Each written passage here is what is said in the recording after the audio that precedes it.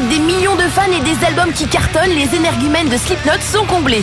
Fiers de leur succès, nos métalleux nous expliquent tout dans l'interview de la semaine au menu. Intégrité, sacrifice et langue bien pendue quand il s'agit de parler de la concurrence. Musicalement, je ne trouve rien d'excitant aujourd'hui. Sauf certains autres groupes dark et violents comme nous.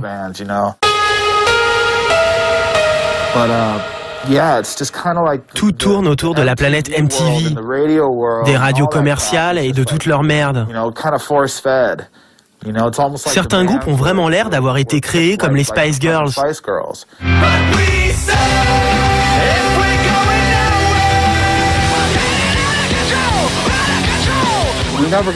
On n'a jamais vraiment reçu de soutien des médias. Mais aujourd'hui, on les effraie parce qu'on a un certain impact. Ils ne voulaient pas nous prendre au sérieux, finalement, ils ont eu tort. On ne fait pas de playback, on ne joue pas sur bande, on joue entièrement en live. Et ça bluffe les gens qu'on soit aussi bon.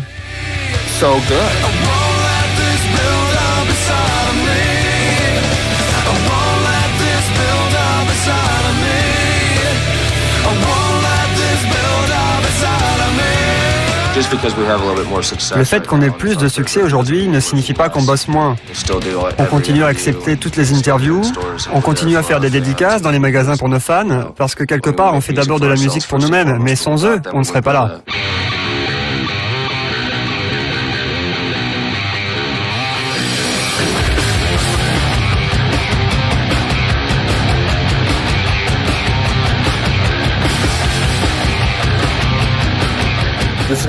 Ça va être une période importante pour Slipknot dans les prochains mois.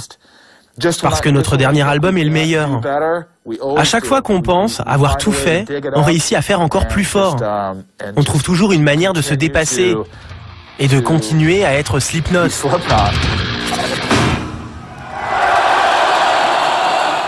Je pense qu'on aurait été tout à fait capable de refaire un album comme Iowa. On pourrait très bien faire tout le temps des morceaux violents, mais on veut continuer à évoluer aussi bien en tant que groupe qu'en tant que musicien. Et musicalement, on veut aller plus loin.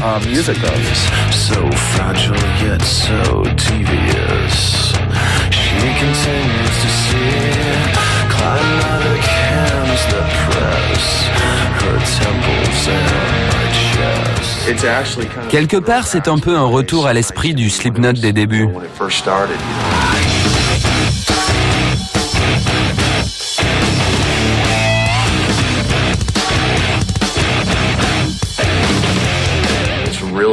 Pour moi, cet album est le reflet de notre liberté, celle d'un groupe qui ne se limite pas à son genre musical. Pour moi, il était temps d'essayer des choses qui expriment notre intégrité en tant que groupe. Et c'est notre album le plus créatif.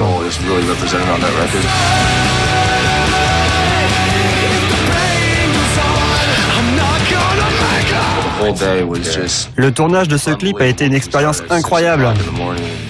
De 6h du mat à 9h du soir, les fans présents étaient totalement hystériques.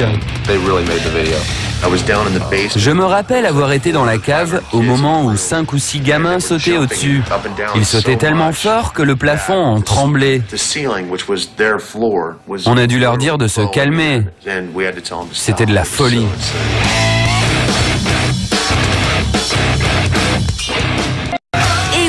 Slipknot, eux aussi, ont été fans. Aujourd'hui, dans l'interview de la semaine, les Américains nous parlent de leurs deux groupes préférés, Slayer, le groupe pionnier du thrash metal, et Metallica, qui les avait invités cet été sur leur méga tournée. Souvenir, souvenir. On a grandi en écoutant Metallica. C'est un groupe qui nous a toujours accompagnés dans les moments les plus durs de nos vies. On a toujours eu un peu l'impression de suivre leurs traces. Alors quel autre meilleur moyen de le faire que d'être parti en tournée avec eux?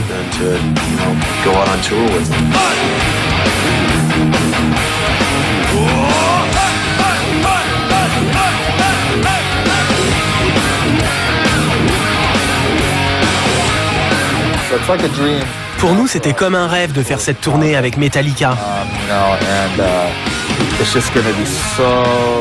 En plus, ça a été vraiment cool de jouer devant des gens qui n'étaient pas forcément venus pour nous.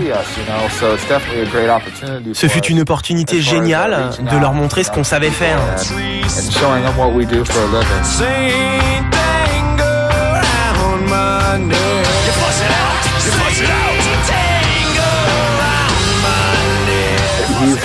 Lars est vraiment un de mes batteurs préférés. Je me rappelle avoir pris mes baguettes et m'être mis à l'imiter quand j'étais plus jeune. J'ai eu l'occasion en plus de le rencontrer et c'est vraiment un mec cool. Il aime notre groupe et évidemment on adore le sien.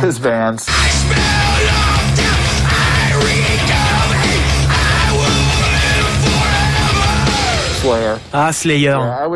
J'arrivais 8 heures avant l'ouverture des portes à leur concert. Et je restais assis par terre devant la salle à attendre, en espérant parfois les entendre répéter. C'était tellement excitant. Du coup, je comprends ce que peuvent ressentir nos fans. Ce que Slayer m'a donné, j'espère en donner autant à nos fans.